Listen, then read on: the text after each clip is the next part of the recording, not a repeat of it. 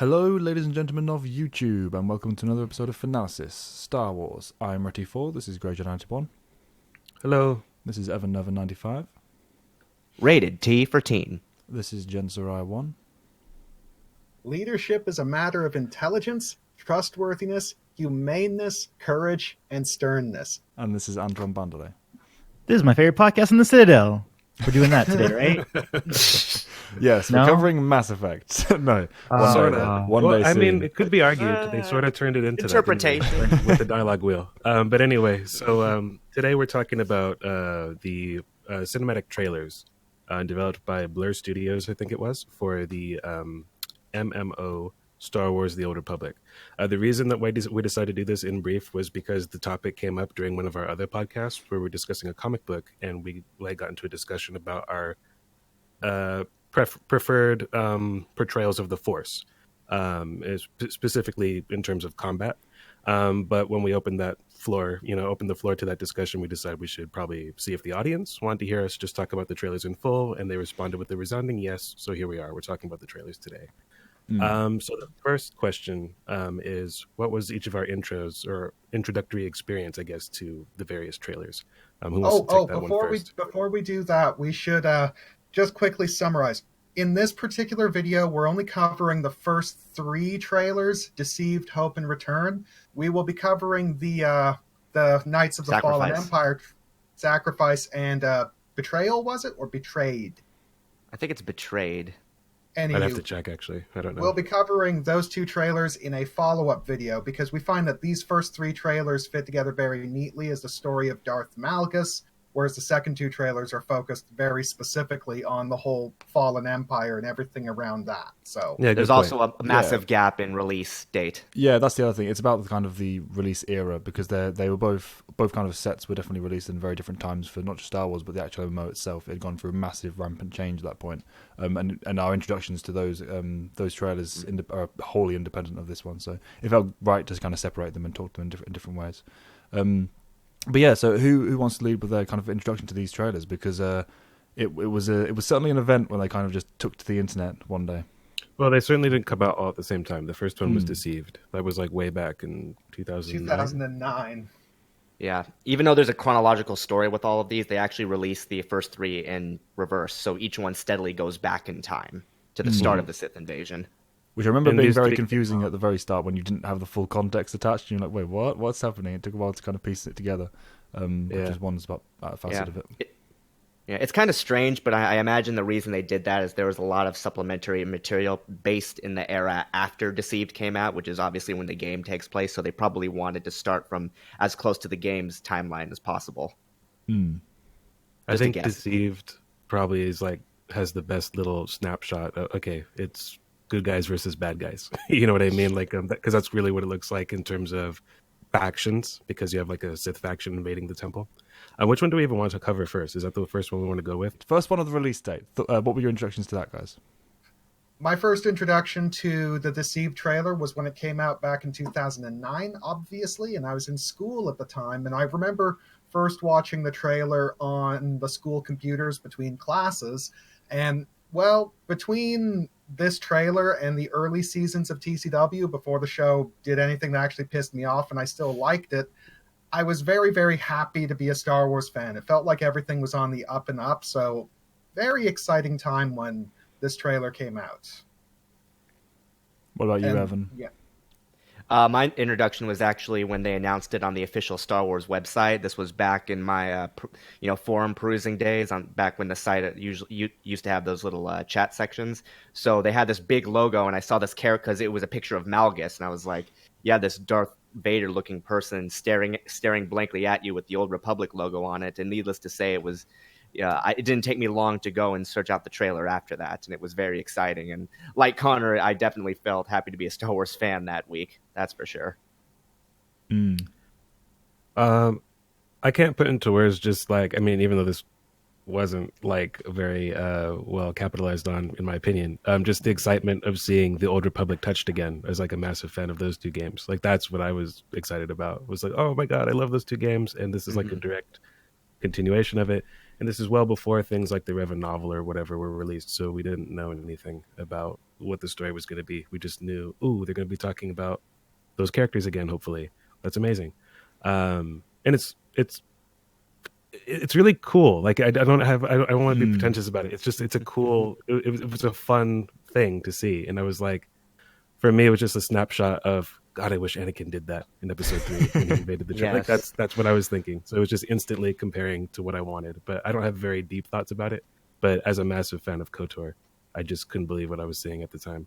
Then I was disappointed, but the game was different from that. But it is what it is. The excitement was real for a minute. You could say you were deceived.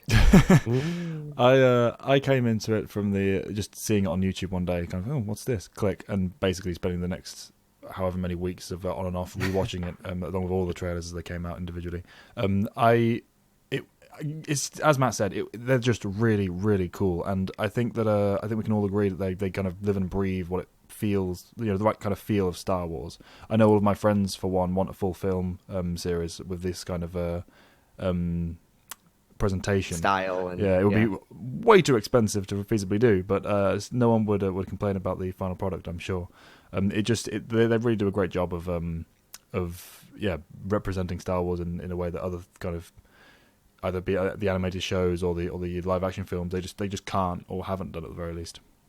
Not for me anyway. I mean, there are entire films that I would put under these, and these things are only a few minutes apiece, which says a lot. Yeah, we can talk why in a minute when we get into the details of them individually. But Antoine, what was your introduction? Yeah, I have notes about that when people say that, which we'll talk about later. But for me, it was a little bit later because at this point, I had already felt burned from Clone Wars because I think it was after season 2 of Clone Wars. They had this whole thing about it being a bounty hunters thing, and it was very disappointing to me. And then I had checked out of it. And I remember I was working at the Apple Store and some little girl was talking about Star Wars. And I was like, oh yeah, I haven't really dealt with anything Star Wars for a year. And then she showed me the Mortis arc episode. And I was like, yeah, I'm glad I'm not involved with Star Wars at all. Surprised that didn't just drop you off forever right there. Well, it made me, because at that point I was just on a break. It hadn't been that long of a break for a while. And then I saw, okay, cool, I can still be on my break until this trailer came. I saw it. I think it was like you, Cal. I think it was probably recommended video on YouTube or something like that. And then that definitely reignited my love of the expanded universe and getting back into that and realizing, oh, I don't have to worry because I don't like Clone Wars or that the movies aren't around anymore. I can still do something, or be involved with something Star Wars related.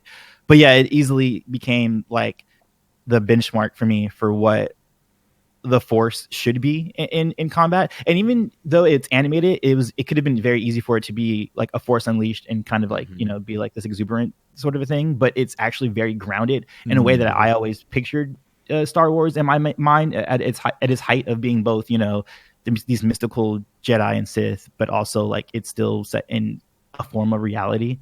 So yeah, it definitely was a favorite for me. It strikes that right balance for me. All three trailers, the right balance, but not just for the Force powers, but also the again going back to that vague feel of Star Wars. The musical cues, the balance between kind of grit and cheese. There's different character kind of presentations. It felt like it was an amalgamation of all of the different eras of Star Wars that have come about. The Old Republic, which is obviously where this is set. The original trilogy, it's got some similar veins to that and callbacks in even just a simple way, like the Smuggler from the Return trailer.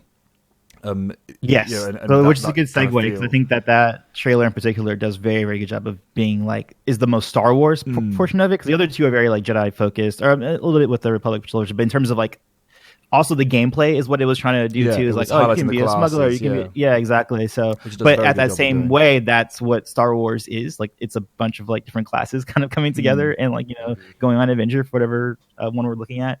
But that first one does a very good job of being a very Star Wars story. When you say that, you mean Return again? Is that what you're talking about? Return, yeah. Return captures the Star Wars feels, but and the camaraderie and all that. But the first one I think sells the idea of an MMO because literally watching a shitload of Jedi and Sith, charging at each other.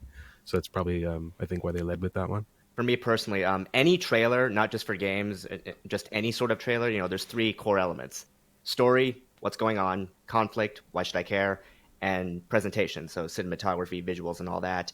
And while I think each of these sort of exceeds in each of those qualities in a different way, for me, I just love how, what's the word? Just how exotic the action is. Because, like you said, they're trying to show off each individual class in this one sort of fight scene, and there's so many different styles of combat on display here, and there's just it's just so fluid, and it goes with the story, and it's just brilliant. So this one, I actually think this probably Return has my favorite lightsaber duel out of all of them. Yes, Return probably has the best lightsaber duel out of all of them because, well, our man Chaos and Durak basically just switches between every single weapon set. Like, holy shit. Going back to what you said there, sorry, go back to what you said about the action in general before we talk about the actual choreography of the trailers. You say about how it's kind of exotically presented and just every kind of a kind of exhaustive set of all the different classes and snapshots of Star Wars combat. I like most particularly about for all three, but particularly in Return, how they spend enough time on each segment of it. You know, they obviously the main focus is the rather long lightsaber duel at the end of the trailer, but we get those lead-ins with the corridor sort of sequence with the smuggler and the soldier. They spend the time on each of them, and they give their own little unique cinematograph. Oh my god, that damn word again! Cinematographic all the time. Cinematic is the word I'm looking for. Cinematic flair and design that they didn't really need to necessarily. You know, they took the time to kind of highlight every aspect of not just the game, but the world they were kind of trying to build at that point. And they really paced everything out well. Yeah. Well, one other thing, like just focusing specifically on the lightsaber duels, but how they're carried off as action is, I think that these trailers in how they did the duels, they reach the perfect balance between the prequel trilogy and the original trilogy styles. It's like they presented the elaborate choreography you get from the prequel trilogy, but it's not a choreography exhibition because they kind of execute it in a way that's rough and gritty, and it looks like the two people are actually trying to kill each other. It's like there's kind of a looseness to it that makes it feel very genuine. It feels like a fight, not a dance, which is one of the criticisms of the prequel duels in many cases.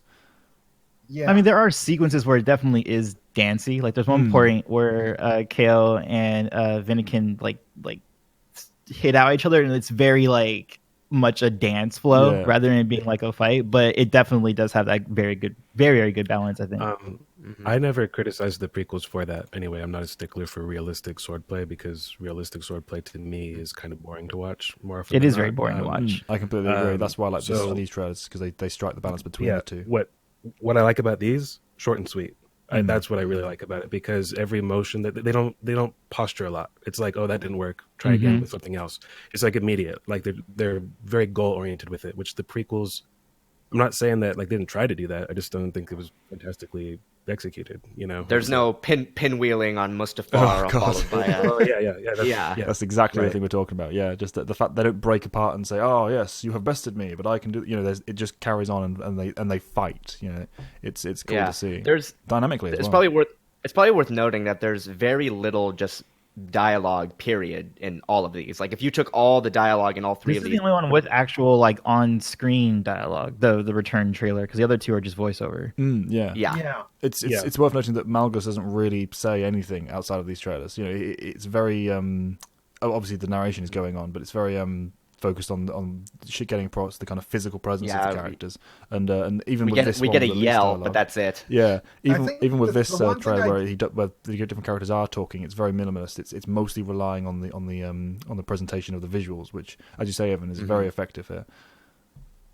And also, I love how they use the different weapon types, because when you look at this, he's fighting with a double-bladed lightsaber in one hand and a standard saber in the other, which is really difficult because you're overbalanced, and he's making it look easy.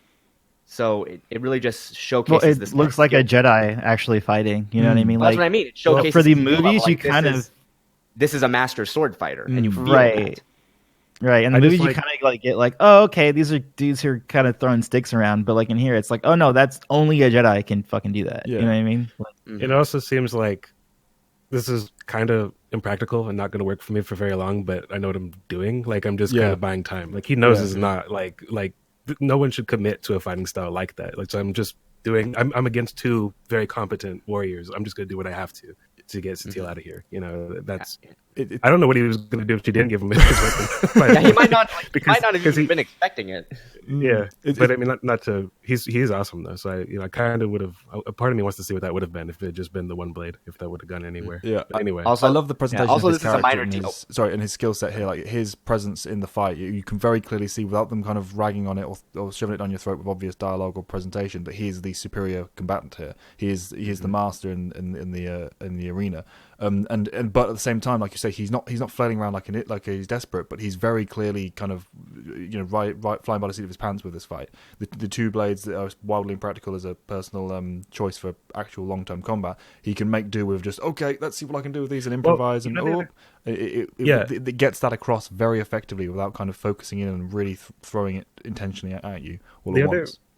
I agree with that. And the other fun thing about it is that at that point, he's the one taking the offensive. And Jedi don't do that a lot. And they're usually the ones where it feels like they're on the back foot and like they're struggling to keep up. He's kind of setting the pace for this in that moment. And that's what's really awesome about it for me. And partially wins as well, which is always great to see in these kind of situations. Oh, he actually managed to take one of them down. Yeah, he didn't just die a martyr straight away.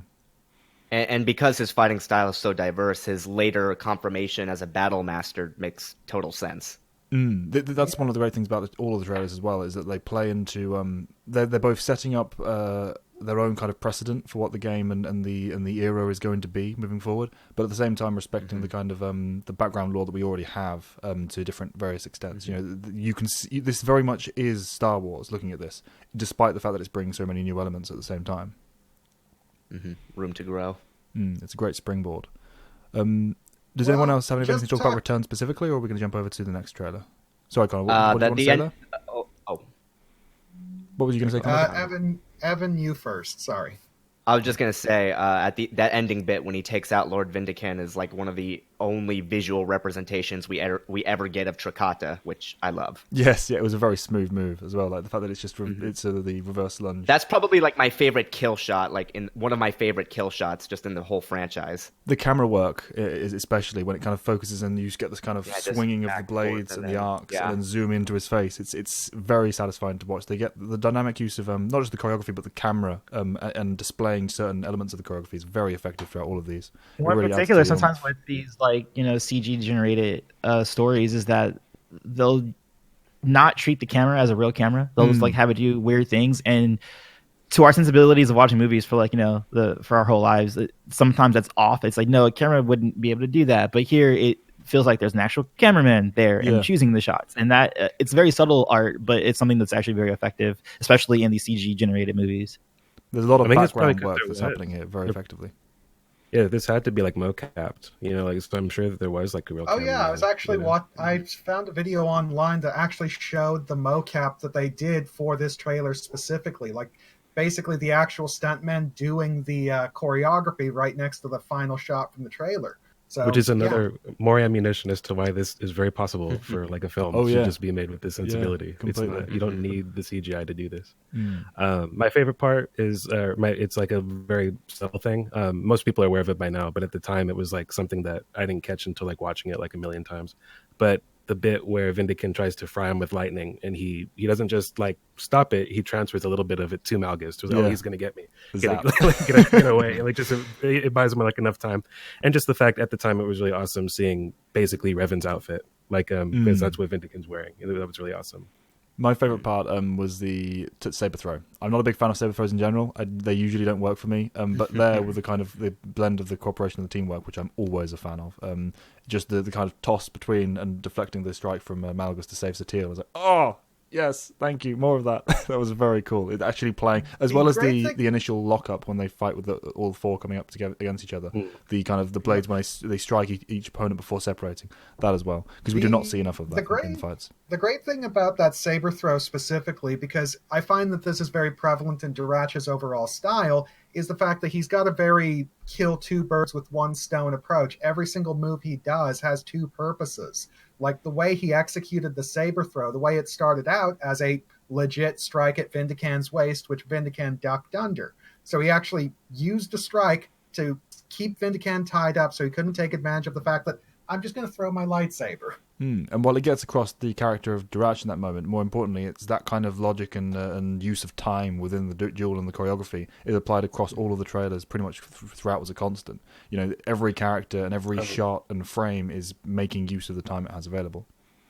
There was one other thing that's not really combat that I also appreciate. I like how you can basically not know anything about Star Wars. And you can even almost be like deaf in a way and just watch the interchange of the way that the lightsabers are exchanged between master and student on both ends, and understand the difference, the core difference between Jedi and Sith.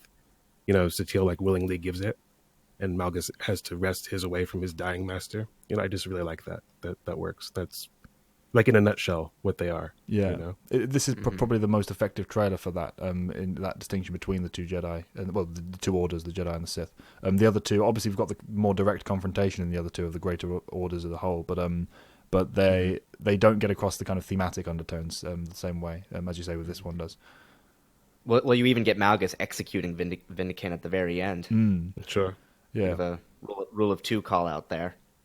And the design work as well. Sith, Yeah, that's straight up completely just Sith in Sith, general. yeah. But the design work as well, just because of the visual of looking out on the ships there. They did a really good job of redesigning the kind of original trilogy aesthetic to match the old Republic era, because they wanted to call back to those iconic elements that have always been a part of Star Wars in our minds, and still kind of give a bit of reinvigoration and quote unquote modernization. Even though I know this is way previous in the actual lore.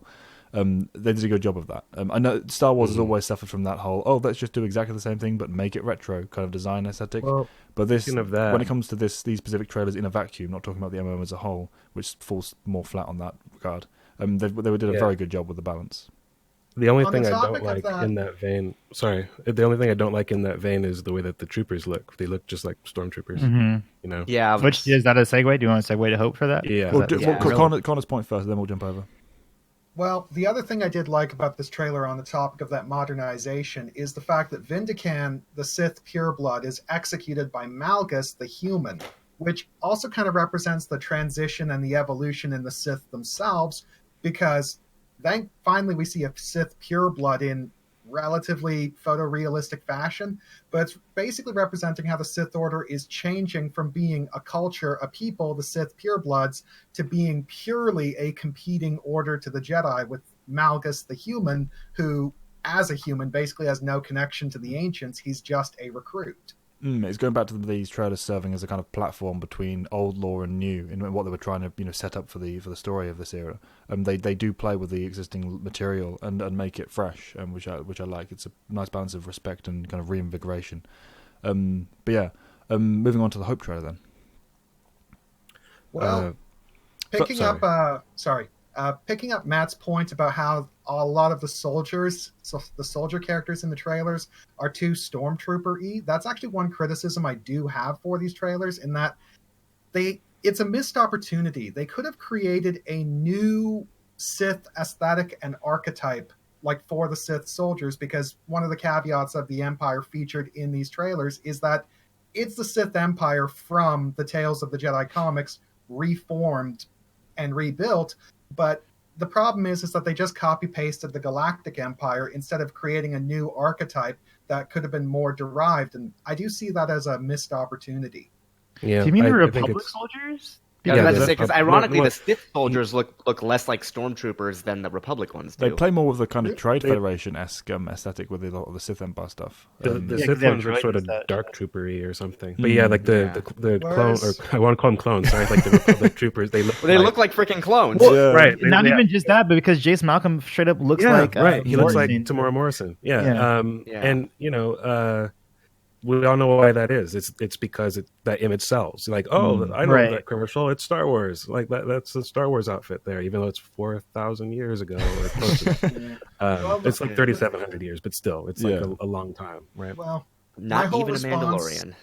Yeah, a lot of it is just down to my response to the Sith troopers that we see in the other trailers. Is, to me, they just look like stormtroopers in black. That's all they are. They're just black hole stormtroopers. That's all I'm seeing when I see the Sith troopers specifically. They could have played with it a bit more, I agree.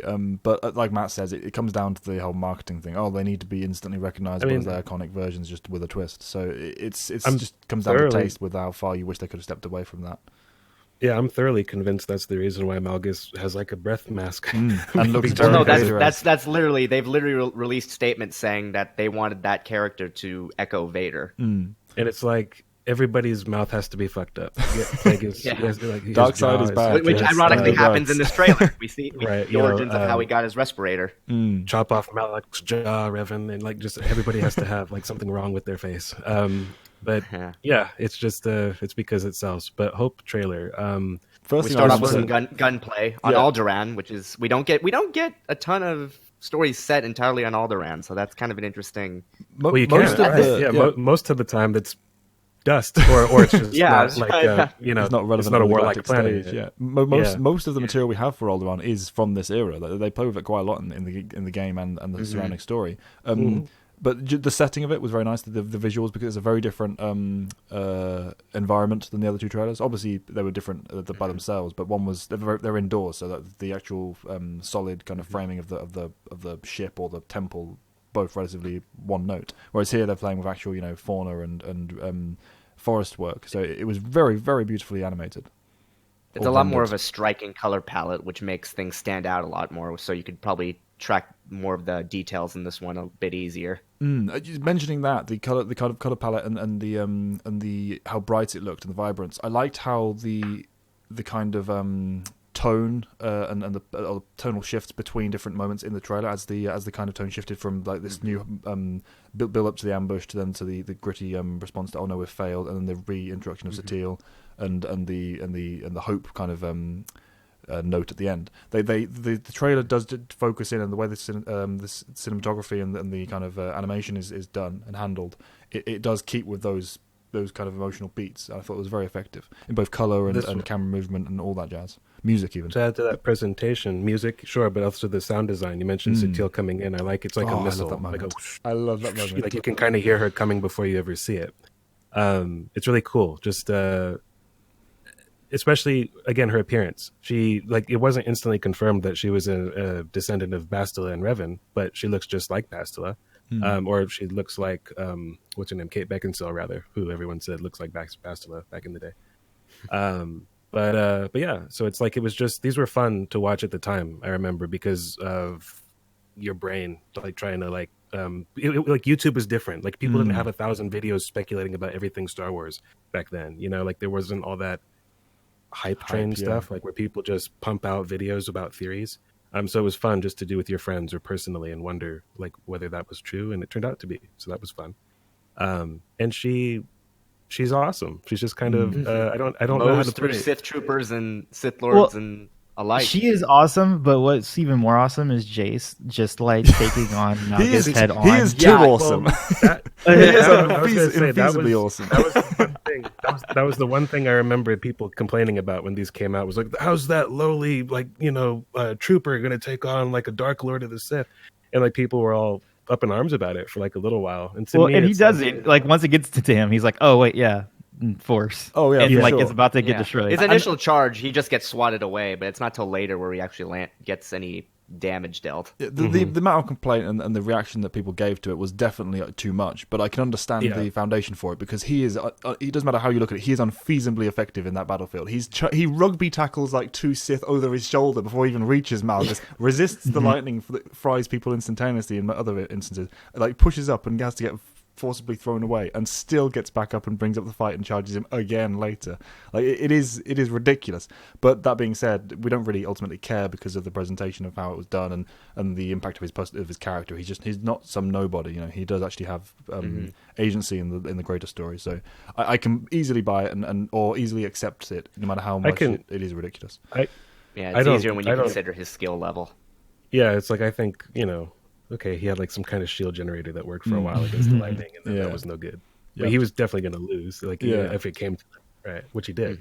She had to come in. What I find hilarious, but that's what I like about it is they save each other, as well, like back and forth, which is relevant because they kind of build on that as well. It sets up for the Annihilation book, which actually has a sequence taking place after this, which kind of showcased their relationship starting. I like how those two characters are portrayed in the setting, and how they kind of bounce off of each other in various ways. But I like as well the opening when he leaps off the side, completely abandoning the staple of high ground. I knew you were going to say that. Yeah, because that one it's kind of it's a Republic Commandos thing, you know. Yeah, it's like here we It's have tradition. we have exactly the ground we need to survive this ambush. Charge, leap, just run at the. Well, to be enemies with fair, guns. they start shooting from the I know, top of the gorge first. and it's leading into my point about this trailer as a whole is despite all of the high quality, the kind of the design work and the execution that carries through from all of the other trailers that we discussed already, this trailer for me had a certain degree of rule of cool that I don't usually get behind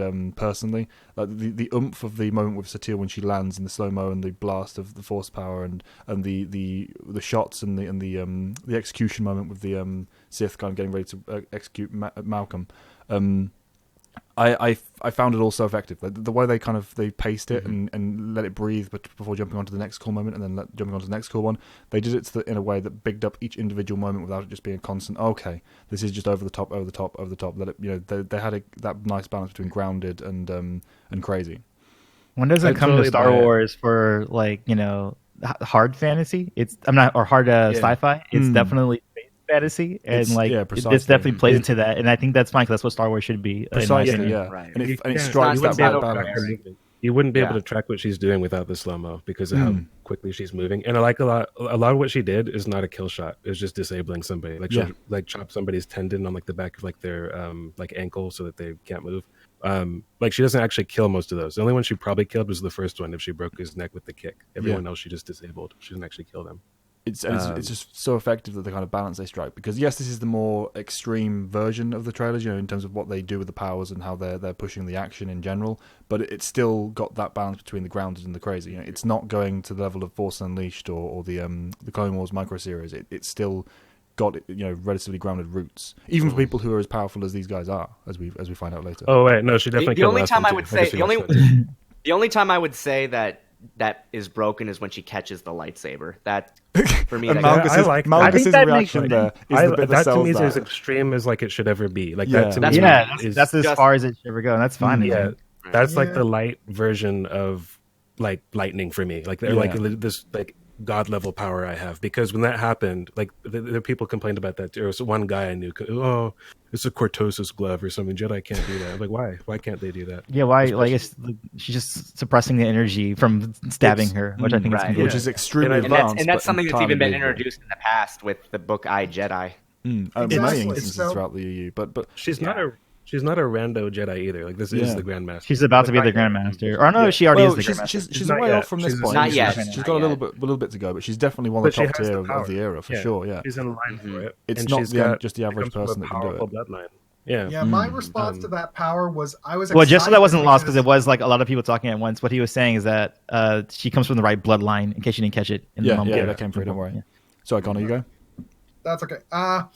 My response to it was excitement, because it was a power that I was already familiar with, because I knew you could use Tutaminis to catch a lightsaber blade. There are precedents. It's like, oh my god, someone went and gave us a visual reference. Yay. Which they did for so much of the lore. They did dive into some of the less well-known elements and kind of drew them out and pushed them to the forefront again. What I like about the moment the most, though, is Malgus's reaction. There's a split second where he's like, wait, what? Yeah. He's like, what? His face, he doesn't go slack-jawed, but just the look on his face is like, whoa. What am I looking at now? This is happening? And it's like a begrudged admittance of, you have skill. Yeah, and then that opportunity is what Jace Malcolm takes to rugby tackle him, which again, I love it, how he gets the hit on. They grapple, and then he has a grenade, and he hits it, and that scars Malgus up, and that's how he gets his big scar on his face. Yeah, Malgus is the weakest grenade ever, of course, to not kill either of them. But Malgus it must be concussion. But Malgus is just kind of like, oh god, my day right now, standing up and giving the line to City. He keeps getting back up. Expressing that kind of character nature. And then we get a pretty epic force wave. Before that, the sequence of getting to the point where she blocks the lightsaber, Malgus' lightsaber, that whole choreography bit is probably my favorite because of the flow of it. Because it's not disabled. Okay, I'm gonna stop and be gloat about you disabling you. It's no, he progressively is taking her down step by step, and it's like, all right, cool, and I'm gonna kill you now. And then like it's all a progressive piece of choreography rather than being like staccato and I'm gonna stop and like gloat. It's just happening. It's a fight. It's like, I'm gonna kill you. Each one of these strikes, I'm trying to kill you.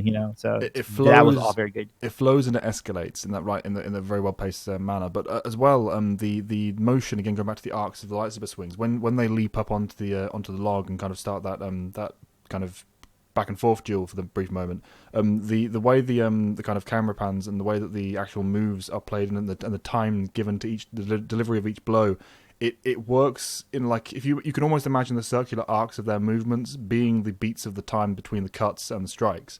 It's very tight and coordinated on a choreographic level, and I love it for it, because it helps build up that escalation to the moment when she is disabled. The blade is sliced in half from a bad move she made, and leading to the tree being brought down in that time thing. It gives or rather the Malcolm intervening at that point, it gives the build up and the payoff balance a very effective like edge to it that otherwise wouldn't have done if it was just back and forth end. It keeps going non-stop. Now that you mention it, one thing I also noticed upon an earlier viewing of this trailer a few years ago, but you just reminded me of, is that when you actually examine the choreography in the Hope trailer beat by beat, you notice that it's actually got a very steady learning curve. With Satele Shan, well, both of them have a consistent set of tricks that they favor and fall back on first, and that they have to basically take turns adapting to.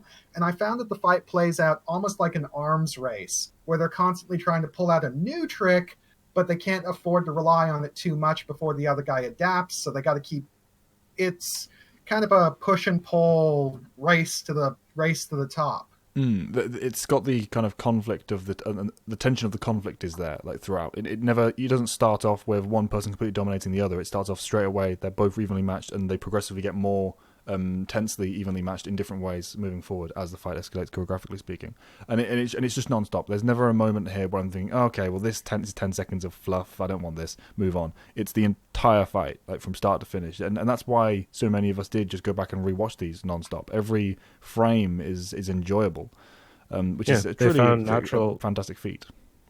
They found natural ways to interrupt the fight without stopping the momentum, and they're capitalizing on their more honed skills. She's stronger and more in better use of the Force throughout, but it takes more time typically for her to like make that work for her. And he's superior when it comes to just like one-on-one combat, and he's able to press his advantage more effectively in the moment. He needs less time to do what he needs to do.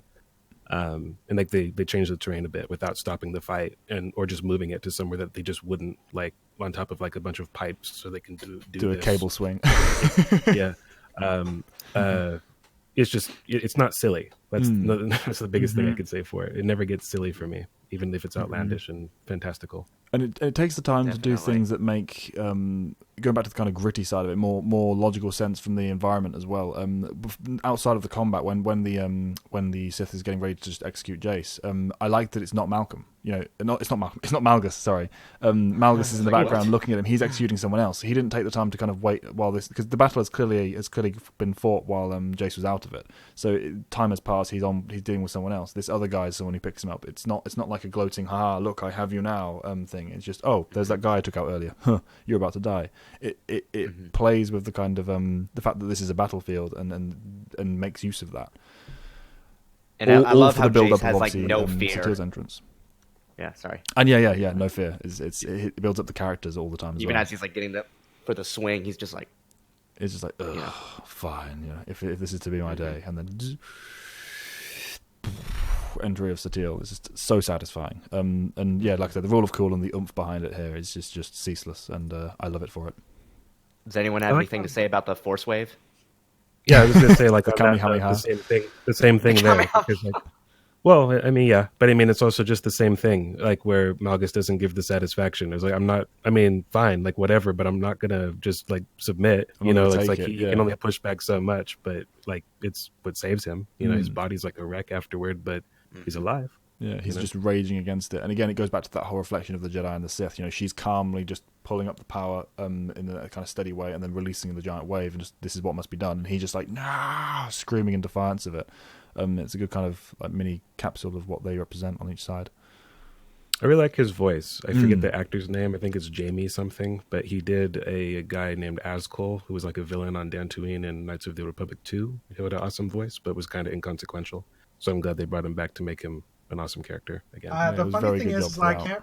The hilarious thing is I can't remember the voice actor's name, but what I do know is that he's the son of Julian Glover, who played General Veers in Empire. Then it's probably Jamie Glover because his name is Jamie. So yeah, there we go. That works. There you go. Put two and two together. But anything else for this trailer before we move on to the final one with Deceived? They stole the line at some point in The Last Jedi. The fires of hope will ignite through. I think they said that shit like 1,000 times in The Last Jedi. I like that moment. Again, it plays with the whole silly sci fantasy element of this being they just all happen to launch the flare at the same time, but it's got the gravitas and the weight behind it of this entire trailer has earned to the point where that's really cool. That's a really cool cinematic shot. It earned it because Kevin Michael Richardson said also it. Also the gravelly voice. Yeah.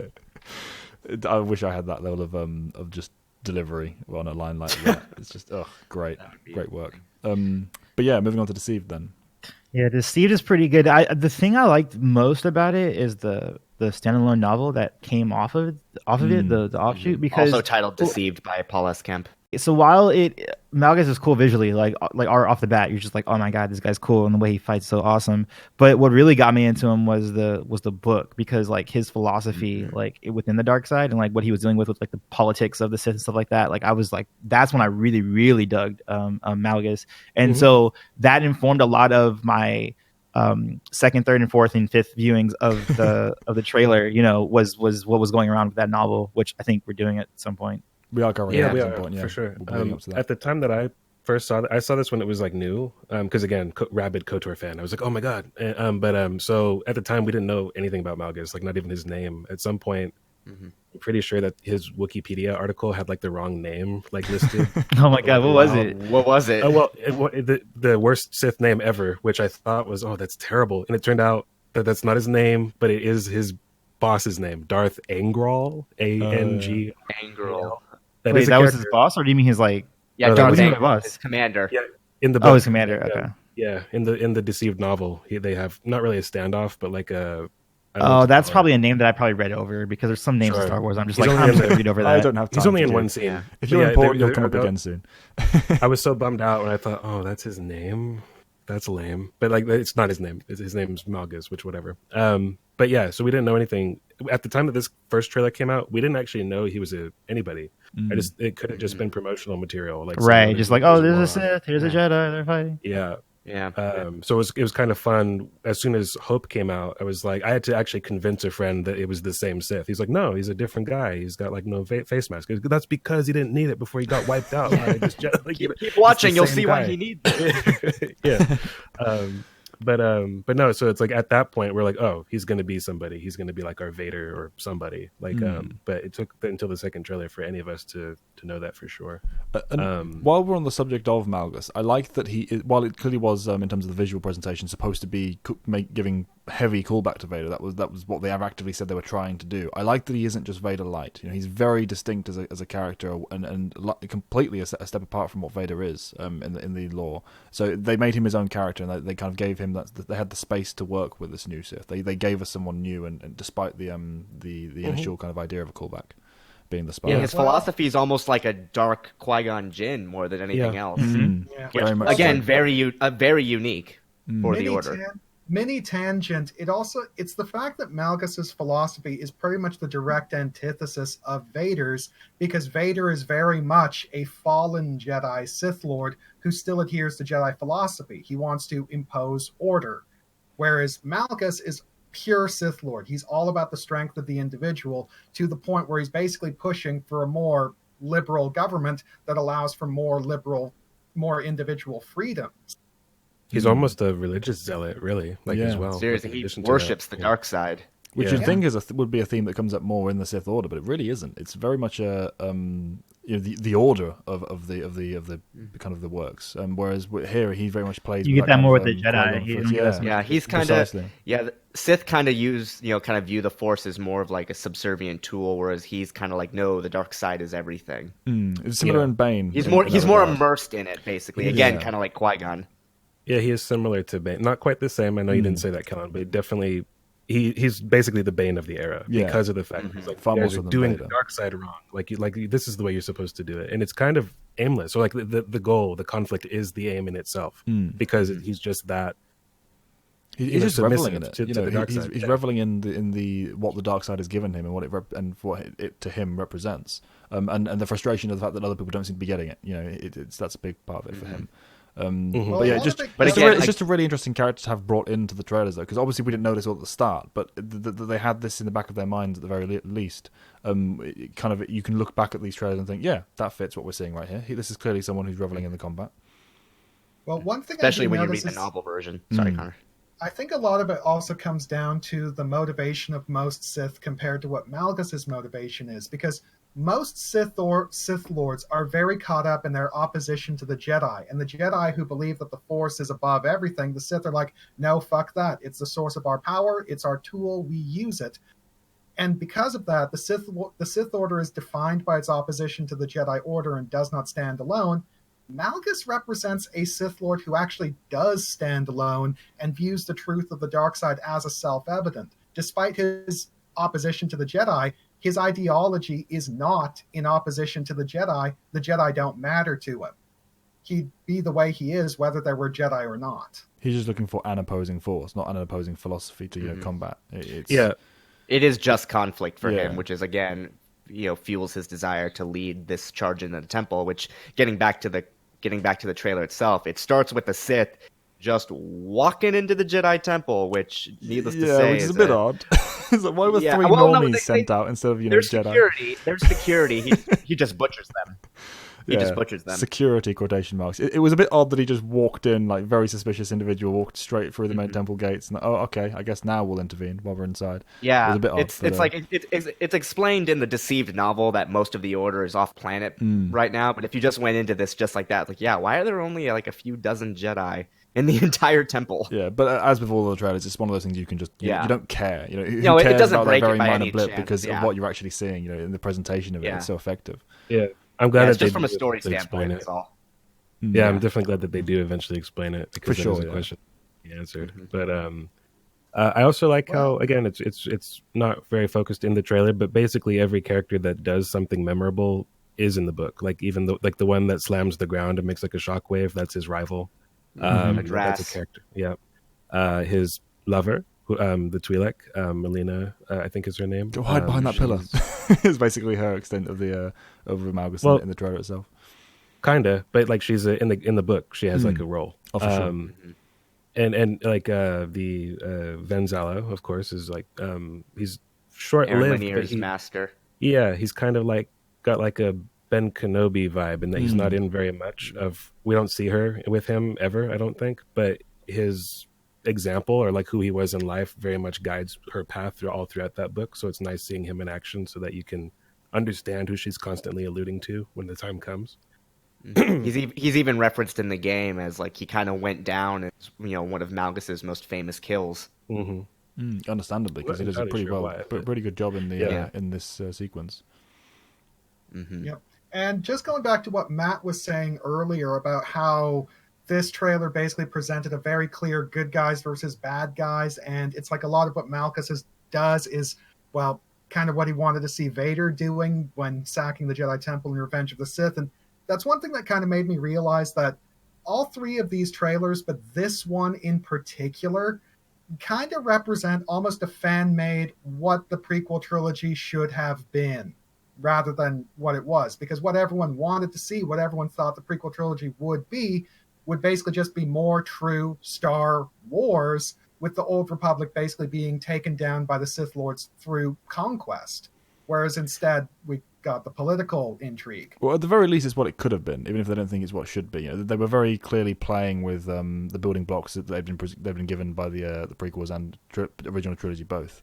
They were using it as a springboard and giving us something new, all with the little details of the expanded universe added on top. So I like the kind of collaboration of intent here.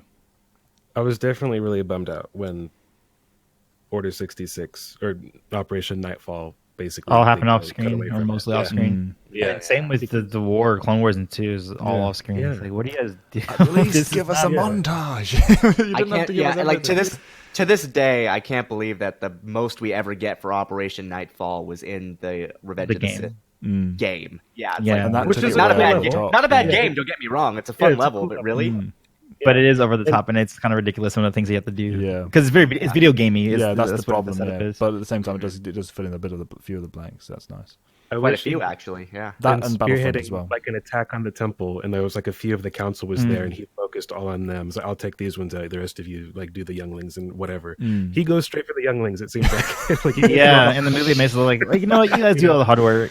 I'll think of the children. Oh god. It Yeah. becomes even worse when you consider that. I mean, when you add that deleted scene with Shakti just meditating. Oh, I don't even want to talk. That to me, I forget about that because it's just Yeah. lame. It's impossibly lame. Yeah. That's the thing. I don't Yes. care who that character is. It's Awful. impossibly lame for any Jedi to like master to be doing that. But no, it was just. This is actually my favorite.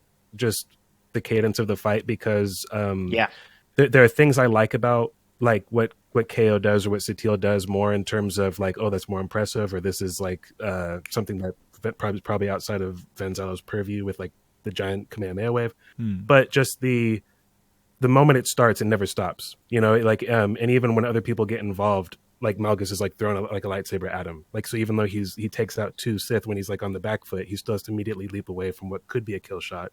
And Malgus is ready with a follow up, like to blast him through a fallen pillar or whatever it is. There's It just always a doesn't stop. follow up. Yeah. Progressing. And it's true of all 3 trailers. You know, it's that constant pressure and flow is present throughout the entirety of it, even during the breathing moments when it takes that slow, that slow build up or calm down for whatever is necessary. In the moment. He doesn't even draw the weapon back to him. He goes to the weapon. Yeah, like, he I'm leaps into following the you air over and there. it kind of Like, meets him yeah. halfway. It's so cool to watch. Yeah. All of the creative uses of the Force alone, even without examining the power involved and how they kind of fit our personal preferences for how the Force should be manifested. Just the creative uses of them on a basic level is fantastic throughout all 3. All the different abilities they're using that are going to come up in the game as well. Because a lot of these, not quite all, but a lot of them are very much usable in the game. So it's a good setup for that on that level. Yeah. And there's another move Malgus has where he like throws sparks into Vanzello's eyes, which is actually something that came from Samurai. They would do that often. Is that they'll fling their katanas into the dirt or sand to fling it into their opponent's eyes as like a distraction tactic. So I thought that was actually pretty good. It's You really know, really funny, cool. It's funny you should mention that because I was actually watching a video talking about Indian martial arts, East Indian martial arts and swordsmanship. And because so many of the fights there were taking place in swamps, they would use their blades to flick water into the other guy's eyes. There's just a kind of a creative use of the environment and how that can be applied not just to lightsabers but with the Force as well. There's so many different things that they bring into these, into the choreography and into the kind of character moments as well. It's not just one note. It's not like swing, clash, and I'll throw a force push. It's like, no, I'm going to use all these things in different ways. And not necessarily all at once, but continuously. It's not just I'll use one force push, or okay, this is the force part of the duel. You get a bit of that with return, but it's not like it's excluded elsewhere. It's just constant, and everyone's keeping up with the pressure, and it's so satisfying to watch. When you said that, I went to Attack of the Clones for obvious reasons. Yeah. It was very like, That okay, we're done with concludes, that. that concludes the Force. Now let's draw the lightsaber. Yeah. Yeah. That is the it's biggest just- missing thing is like the integration in the films. There's more than anything else. It's just they don't do that. You've said it so many times before, Matt. All they do is, oh no, I need to pick up my lightsaber. There we go. That's my Force. Yeah. That's it done. I dropped And sometimes not even that. Sometimes, I can't reach it. Yeah, that's most. Yeah, that happens on some of the cartoons and comics.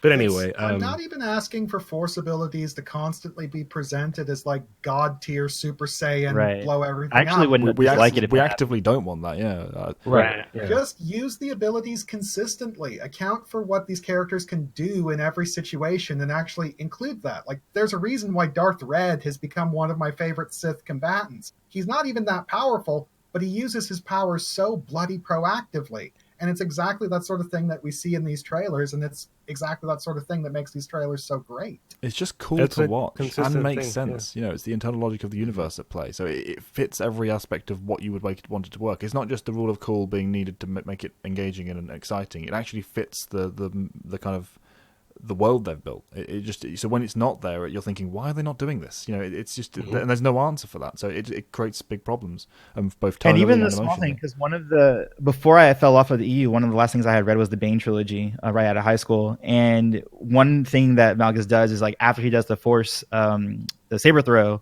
like what happens in that in terms of lore is like he's opening up Vinzalo to not think, okay, let me reset my force wall to stop this force push he's about to hit me with. He did that as a setup, and like things like that, like subtle things like that, I think is what mattered to me versus the huge displays of the force or all that kind of stuff. And you don't need to explain the minutiae of the mechanics there. You don't need you don't. You don't need to explain that. Oh, okay. Well, now I need to put my force wall up because otherwise this will happen. It's you don't need an anime explanation. Precisely. You can show this it. This is the anti version of that. Like this is like the antithesis of that. Yeah. You can show it. And very little dialogue. And even most people that won't even into their minds that that's happening. Of course, Antoine. But at the same time, at the back of for the people who are aware of it, or for people who are just kind of computing in the back of their head subconsciously, it's very effective. It adds to the whole. Oh yeah, this can happen next. This is something that and it makes sense why they aren't constantly force pushing each other. You know what I mean? Like you have to set that up before you can. Yeah. Why don't they just take the lightsaber out of the other person's hand? It's like because they right. can't. It's stuff like that. It's just a necessary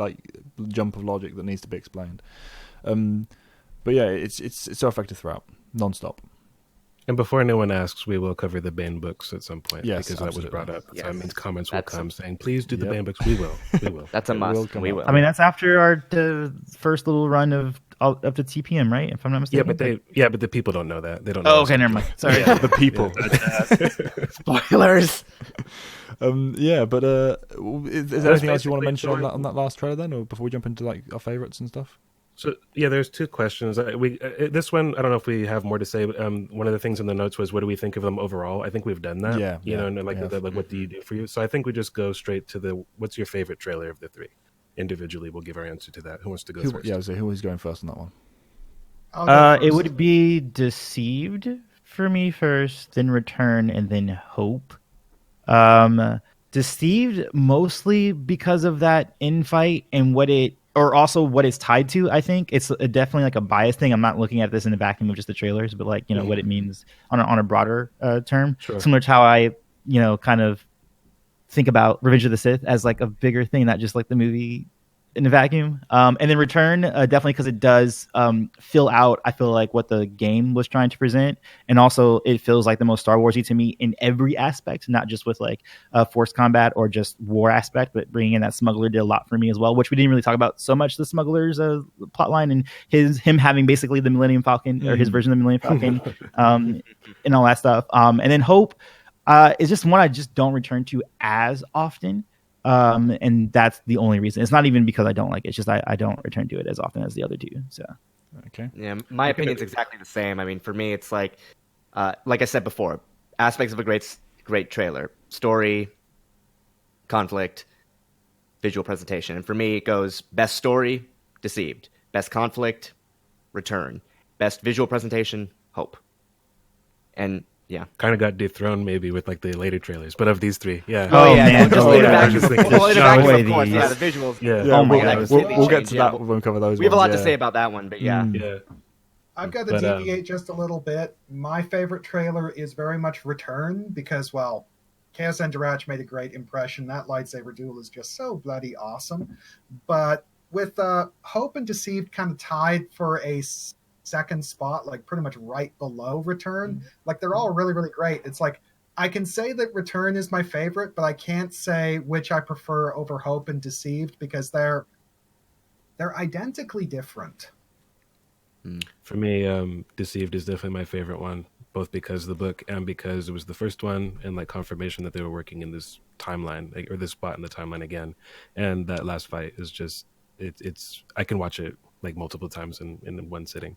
Where I find that I do, like, I just, if I see it in a recommended, I'll just click it, even though I know what it is. Yeah, I think all of us do that. I certainly know all of my friends have the same thing as well. I don't do it with the other ones. It's only that one. If I happen to see that, I'll click it. Yeah, I don't get lost in that. I mean, I'll go to them every now and then if I want to watch it, but not like religiously or not like compulsively even. But I just love that last fight. That's definitely far away the best one for me. See, for me, Deceived is decisively at the bottom of the pile. Not because I dislike it at all, but just because I prefer the others to such a great extent. Return and Hope are neck and neck for me. I love the kind of the feel of Star Wars that the Return brings, and displaying all the different facets of it, not just the Jedi and the Sith. I know the Troopers were heavily explored in Hope as well, or have shown. But it to me, Return captured the kind of whole gambit of what Star Wars could be in a very short space of time, which I very much appreciated. But while that would usually take the cut for me just by that alone, Hope goes back to that rule of cool. Like what they do with Satele and Malgus in the confrontation there, including obviously Jace in different spouts. It was so effective for me. Like just the oomph of the intros and the escalation of the pacing of the fight and the choreography and everything coming together, with the fantastic bookend of the conclusion and what it meant for the galaxy and the lore after that point, attached as well to going to the Annihilation book in the same way that Deceived is for you guys. I just love it. So probably Hope very marginally above Return, but it's very inconsequential. Like they could cycle back and forth between the two any day. Just Deceived a step below for me. The conflict of Deceived never had much interest for me. I didn't. You need to read the book. I know. I need to read the book. I think your opinion might change. I'm absolutely certain that I'm going to love that book because everything I know about it is fantastic. Just the gaps of details of scenes between the kind of even the bounty hunter that's in that one that doesn't really get talked about because he's not a Sith or a Jedi is actually he has a really cool little thing going on. Isn't his name Zizor? Like Prince Zizor? It's something weird. Some of this it's weird. It's like it's the same name. And it felt inappropriate. It's a Wrath Zizor. Yeah, it's like, why is your name that? But anyway, but yeah, he's cool though. He actually is cool. I have to say. But the trailer in a vacuum by itself, like even when I've got that context coming in later, which I know I'm going to love, I don't think it would sell it for me just on the trailer by itself. I like the story that's attached to the other two a lot more. For me personally, I'm not sure you. The only reason I doubt it when you say that is only because I know other characters you like. You will love Aaron. Yeah, I know I'm going to love Aaron. I'm She's super great. hyped to do that. I've been putting it off for years because I know we're going to cover it at some point. So I was waiting for that to come out. She's not the same, but she could almost be a grown-up version of Scout in some ways. She's way more powerful. Oh, I didn't really think about that. That's actually that works. It's just impossible for you not to like her. Yeah. Mm-hmm. Looking forward to it. But we'll get to covering that as well soon, guys. So going back to what I was saying at the very beginning with the idea of a lot of people automatically say, why don't they just do the movies like this? Like, why isn't that, not just for the budget reasons though, but people think automatically that it's going to be a very good story. And I think I just had to put it out there that it's really easy to make concept trailers like this and give you ideas and samplings of it. That's why, like, even with concept art, when you see it drawn, it's like, oh man, that's gonna be so awesome. And then when the acts of production get involved of this sort of thing, things don't always go that great. So it's not like it's gonna be a home run if they just like turn this into like a movie franchise, something like that. That's why we see that with any of the like other cinematic trailers of other game franchises, and that game necessarily doesn't really have the best story or isn't really well received. Final Fantasy being one of those. Those trailers are amazing, but then you watch the movies and you're like, those aren't very coherent stories, but they look gorgeous. You know what I mean? Like, so it's not like it's very easy to make 2 minute, 6 to 7 minute little shorts that don't really have full arcs or full stories. While it would be awesome, like, I'm not saying like, oh, it can never happen. Like, it could if they, take their time and actually do it, and it'll be amazing within this, photorealistic CGI kind of thing. It's just not like it wouldn't. It doesn't mean like it necessarily would be. Yeah, like it's not a free pass. Based on other guarantee. franchises. It's no guarantee. Yeah, no guarantee free pass with that one. I completely agree because it's something that gets overblown and people they would absolutely be guaranteed to win and or be this home run, like you say. But it's the fact that this is a concentrated short. Everything they do here, every second and frame is so good because they can dedicate their entire time to this 7 minute kind of bunch. If you extended that to an hour and a half, you can't put that level of quality into every single moment. So it would inherently on that alone. Kind of damage the overall quality, but even half, something that was released as half as good as these trailers would still be a fantastic game for me. So that's why people are so excited about it and by the idea. I think what people want is because like the bar is low and like what people well, yeah, that as well. What people still think, what do people talk about like today? Like they still are like using like Darth Maul. You know what I mean? Like people kind of gravitate toward just like just awesome stuff, quote unquote. They want to see like a good fight, and I think that I think what they really want is elements of these to be anywhere in like the films. They don't necessarily want like a carbon copy of this, because I wouldn't.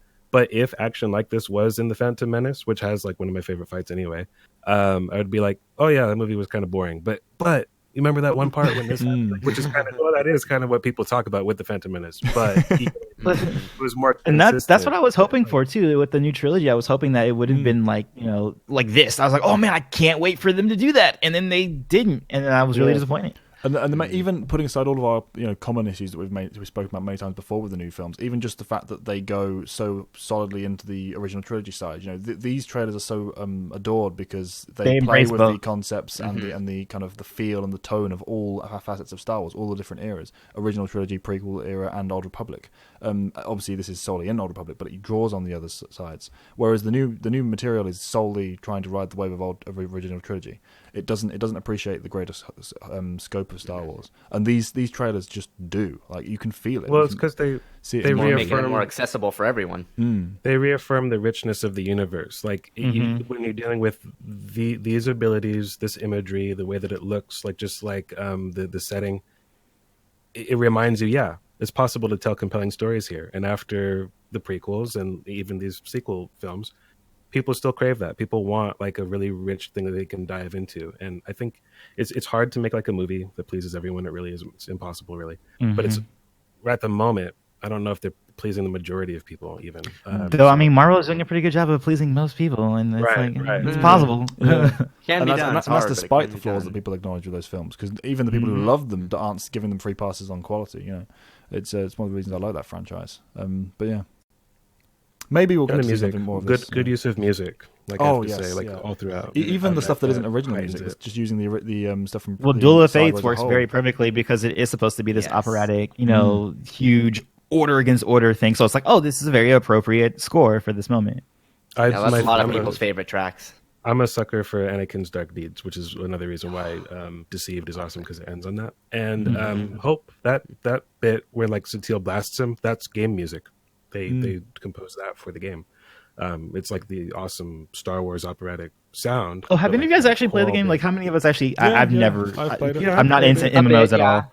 I'm not either, but that's the reason I play this one, because like that's the whole idea. It's Star Wars. Like, get people who don't play these things to come buy it because it's Star Wars. So I played it, but it's not just the fact that it's not my game style. It didn't properly capitalize on the things I loved about the prior games in the way that I wished it would. It kind of diluted what it was in trying to make the kind of up the scope to MMO level, and it was a shame because they didn't have to do that. It wasn't like an inherent flaw of the nature of the game, and they've made great strides in that regard. They in recent years they've completely overhauled the entirety of the game itself and tried to streamline it into that more single player experience. Which, love or hate the new material, the actual gameplay side of it has been very effective, very compelling. And it's still the only Legends property that is ongoing. It's literally the only one. Yeah, the only one. Just it's baffling that they've not kind of opened that up to other things. But yeah, well, leading into the original the new trailers as well, the ones we'll cover next time. I love that the lore and the story that they play with is different from this stuff as well. It's actually divorced from the original material, because they're playing with new concepts and new ideas. They're not just rehashing it. And they are in the game. They are in the game, but they're not doing it in the trailers. That's what they're presenting. But we'll get to whether or not they accomplish that next time. I wanted to just be clear, because I said I played the game. I played the game when it was this. That expansion I have not played. So I just wanted to be clear on that. That's a pure trailer thing for me. Likewise with me. I've only dabbled in the lore of the new stuff. I've not actually played the game since then. I played for the first year and a bit, on and off. But yeah, those are the trailers. I hope you guys have enjoyed our discussion on them. I know I have. I always love returning to these because it kind of reignites that love of the Star Wars EU. Oh yeah. It gives me a new hope because I was deceived. My God. Stop it. But yeah, because you thought that Star Wars would return. But it did not. Yeah. But it's just it reignites that spike, the spark of hope. And the I wasn't even intentional on that one. Just the feel it gives us that we're sorely lacking at the moment. Even if you like the new material, it very much is just original trilogies kind of in scope. So this breathes the larger amalgamation together again, which is what I appreciate it for. You know what? I have a question. If anyone watching this doesn't like him, Please tell me why, because I don't think I've heard anyone say that. I've definitely never met curiosity. anyone who said the same thing. All my friends love it, and they're not all massive Star Wars fans. Some of them are just casual and dip in every now and then, and they all adore this. So it's got a wide scope of fans. Anyway, we'll return next time to cover the future trailers and see what we think of those as well, because I know we have a lot of different thoughts on those than we did for the original materials. So I hope you've enjoyed. Let us know in the comment section down below anything that you think we've missed or we want us to cover in greater detail, and we'll get to it at some point in the future. I am Ready4, and I still don't have an outro. I'm Grey Jedi 91. Thanks for watching. Evan Nova 95. We hope you guys enjoyed. We'll see you guys later. Jenserai 1 signing off. Good night, YouTube. Antoine Bandele, I hope one day this will be my favorite podcast on the Citadel. Goodbye.